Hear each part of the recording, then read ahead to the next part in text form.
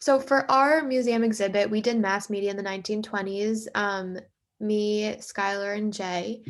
And our essential message is that mass media in the 1920s greatly contributed to the connectivity that resulted in unity across the country.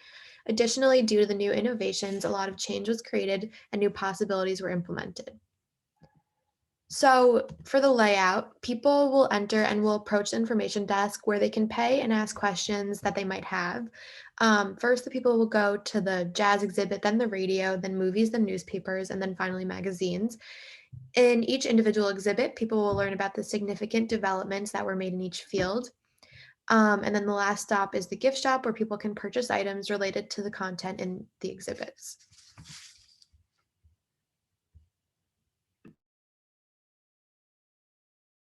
So this is the jazz and music exhibit, and if you want to go to the next slide.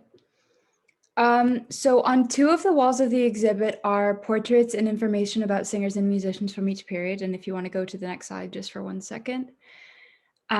So singers like Bessie Smith, Louis Armstrong, and an instrument, and musicians like Louis Armstrong and Duke Ellington, and each of those are songs that will be played by them near each of the portraits, as well as information about them. And if you want to go back to the previous slide as well.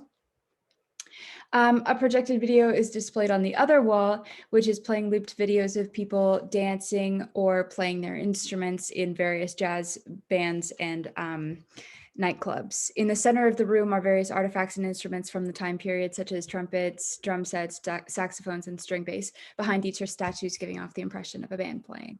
Hanging over the band is a sign advertising the Cotton Club as seen in the picture above. And you can go to the next slide. And the next one. So these are two quotes relating to the time period, one from Malcolm X and one from Louis Armstrong, both reflecting the Black community's influence on jazz in the 1920s. Although it originated in New Orleans, the Harlem Renaissance brought jazz in North America to a new level as a result of the Great Migration, which was Black people moving north and getting settled in communities free of slavery for the first time. The Harlem Renaissance brought booming nightlife and freedom, as well as the idea of the new Negro, which represented never-before-seen Black pride and helped fuel the growing commonality of Black self-worth and artistic creativity. As jazz grew in popularity, it became more widely accepted within the white community as well. Many Black singers and musicians moved from performing in circus tents to high-class white-run clubs and restaurants, which helped integrate Black people into the white communities. With the emergence of the radio, which I'll be talking about next, people across the country were able to listen to jazz as well, which helped it gain popularity in the public eye. Some of these former circus singers included the aforementioned Bessie Smith, Alberta Hunter, and Ma Rainey, names that would sustain their importance for years to come. These singers, as well as musicians such as Duke Ellington and Louis Armstrong, formed the foundation for the wide variety of musical expression and genres we have today. As jazz became more popular in the country, white people began to form jazz groups as well, which caused many Black people to say that jazz was in the process of being stolen because much of the basis of jazz was founded on Negro spirituals, and they argued that white people couldn't replace that. These themes are seen in the two quotes on the screen. Although jazz became popular due to African Americans and African Americans alone, unfortunately, it only retained its popularity in relation to white demand. Black bands were given recording opportunities and radio streaming appointments in studios only so long as whites wanted jazz music, further cementing white control over Black livelihood, even within the jazz that was so crucial to Black independence and freedom. And you can go to the next slide. So the next is the radio exhibit. So as you walk from the music exhibit to radio, the music overhead changes to radio programs from the 1920s, including sports broadcasts and other different channels. There are raised shelves at eye level around some walls of the room, each with different radio types, plaques explaining the usage, price, and general info about each radio.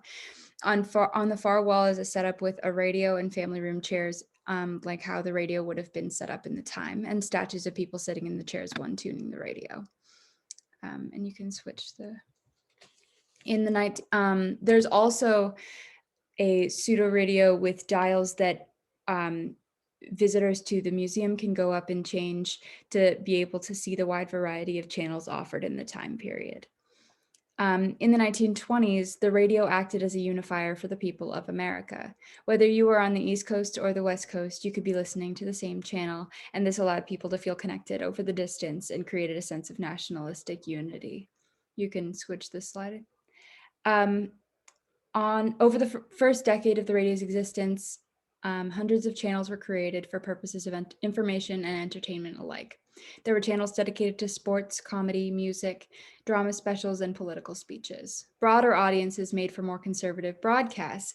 For the first time, news stations had to censor news stories so as not to offend, which leading to channels which led one way or another. This was the origin of biased media. Regardless of their political leaning, people felt a stronger sense of nationality. News got around quickly through the combined efforts of the radio and the newspaper, which will be talked about soon, and citizens felt up to date on what was going on in their country. And that's... So next we have the movie exhibit, and there will be a red carpet will be at the entrance, and on the walls there will be popular movies from the 1920s and information on the development of this industry. And then there will be a big old-fashioned television playing old movies upon arrival. Patrons of the museum can stop and watch them, or they keep walking, and there will ultimately be many lavish items, as this will be a very upscale exhibit representing the time period.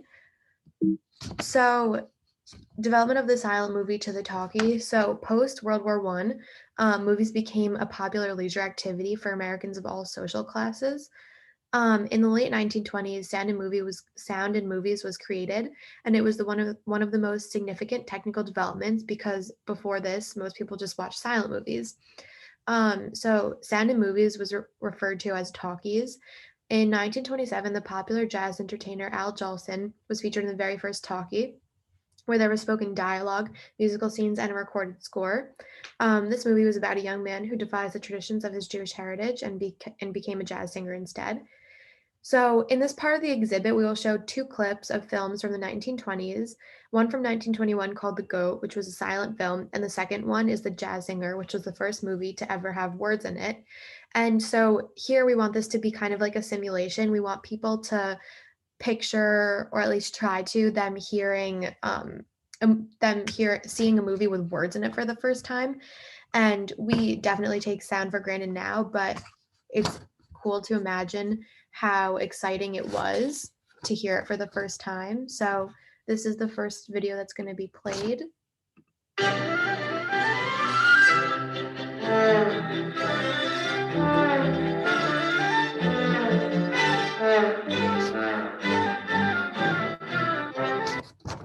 So as you can see, just really a silent movie, but here you have the jazz singer.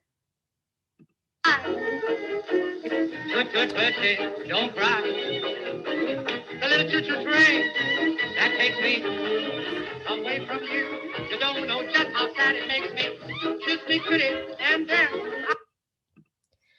So clearly you can see like that must have been very exciting for people to hear sound for the first time.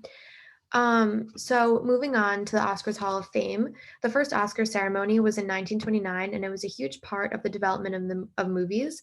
It was a feverish period in which studios were doing whatever they could to secure these golden statues.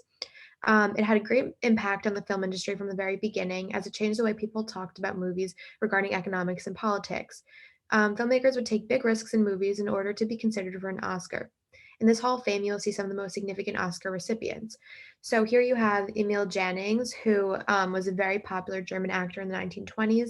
He received the Oscar for Best Actor for his role in The Last Command and The Way of All Flesh. And then Warner Bros. Pictures won an Academy Honorary Award. During the 1920s, there was an emergence of the Hollywood studio system known as the Big Five, which included Warner Brothers, Fox, MGM, Paramount, and RKO, and they completely monopolized the industry. Warner Bros. Got the Oscar because at that time they were most successful and influential company out of all of them. And then you have Janet Gaynor, who won an Oscar for Best Actress. She was an American film, stage, and television actress and painter. She began her career as an extra in short and silent films and then signed with Fox Film Corporation in 1926 and rose to fame and became one of the biggest box office draws of the era. So then, one of the most influential, you have Charlie Chaplin, who won an Academy Honorary Award. He was an English actor and composer who rose to fame in the era of silent films. He became a worldwide icon through his screen persona and is considered one of the most important figures in the history of the film industry. In 1942, which was a little bit later but still very applicable, he said, "Let us strive for the impossible. The great achievements throughout history have been the conquest of what seemed impossible." So this is very important as it ultimately represents the 1920s, as it was a decade where great achievements in the movie industry were made that seemed impossible at first. For example, no one thought or believed that there could be sound in a movie until it actually happened. And so this was definitely one of the greatest achievements of all time. So finally, in the movies, we have a photo booth where you can take a picture and pretend you won your first Oscar. And then when you're done, you can keep walking and go to the newspaper exhibit. Okay, so I'm going to be talking about the newspaper exhibit. Next page. So the design will have like preserved newspapers on the walls that are all from that time period. And it will also have different exhibits for different topics, such as like news from like of different sorts and local news or like global news. And there will be a big screen on the wall that talks about some of the biggest stories that happened like during the decade. And then the exhibit will also have the names of like the most common newspapers on the wall so people could see like all the different newspapers during that time. And then I said the rest of the walls will be white, so it's because there's a lot of words. And yeah, next page. Okay, so I'm gonna be talking about the Washington Post newspaper. And well, obviously there was a lot of newspapers at the time, but I noticed that Washington Post was one of the most like well-known from the time. So the Washington Post started as a newspaper for information for the Democratic Party, and it almost went bankrupt in the 1920s because it became biased. And it ended up going back into business and became, like I said, one of the most famous newspapers. And it gave a lot of like the local news that was going on. And yeah. And next page.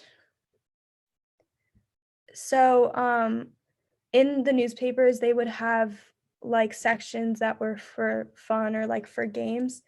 And one of them was the Ripley's Believe It or Not game.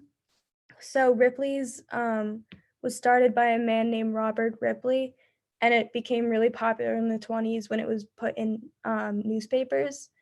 And basically what it did is it stated like theories that sounded really unrealistic, and they would have people believe it or not. So basically say if they believed it or not. And it was a cartoon, and it got a lot of rise. And yeah, then the next page. And I have a video, which is like the making and shipping of newspapers.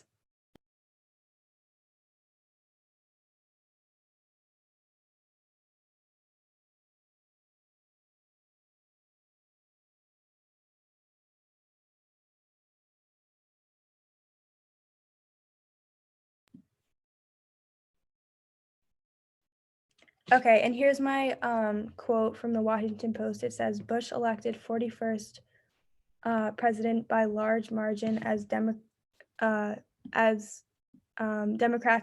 retain dominance in Congress." And yeah. And then for my magazines exhibit, next page. This will have a table with a bunch of old preserved magazines, and it will have like different sections of the exhibit because there are different kinds of magazines, such as like cartoon or news or fashion. And then there will also be, for the fashion section, there will have like makeup and clothing from the 1920s that were featured in fashion magazines. Next page. So the Vogue magazine, as we know now, it focused on like the current fashion trends, and it also reviewed books and movies and plays. And it was eventually turned into a magazine that focused on like women's etiquette and like beauty standards, which was like really big at the time. And then Vogue was really influential because it focused on like upbeat topics and like fashion, because after a hard time, like it was good. And the cover of Vogue, as shown here, would have paintings of women in like all sorts of different outfits, and they like all the covers would have these different paintings of women. And next page. And for my like game, I decided to do like a Vogue booth, like a photo booth kind of, but and you'd stand in front and like take a picture. And next page.